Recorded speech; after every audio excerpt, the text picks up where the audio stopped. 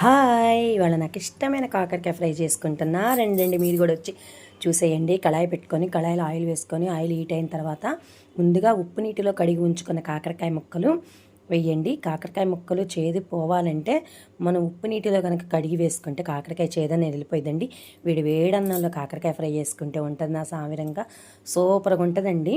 అలానే మూతపెట్టి ఒక 2 నిమిషాలు ఉంచేయండి. మూతపెట్టి ఉంచిన తర్వాత ఇప్పుడు తీసి చూస్తే కనుక కాకరకాయ బాగా మెత్తగా ఫ్రై అయిపోయి ఉంటాయి. ఇలా ఫ్రై అయిన వాటిల్లో ఎల్లిపాయ దంచి వేసుకోండి, ఇంకా చాలా టేస్టీగా ఉంటుంది. ఎల్లిపాయ దంచి వేసుకున్న తర్వాత ఒక్క 2 సెకండ్లు మూత పెట్టేసి ఉంచండి. చూసారా, ఈ ఎల్లిపాయ అనేది కూడా ముక్కలకి బాగా పట్టిద్దండి ఫ్లేవర్ అనేది. ముందుగా నేను రెడీ చేసుకున్న కారం అండి. కారము, ఉప్పు, కొబ్బరి పొడి, జీలకర్ర 4 మిక్సీ వేసుకొని ఉంచుకున్నానండి. ప్లీజ్ మీకు ఈ వీడియో కనుక నచ్చినట్టయితే ప్లీజ్ ఫాలో చేయండి అబ్బా, లైక్ కొట్టండి.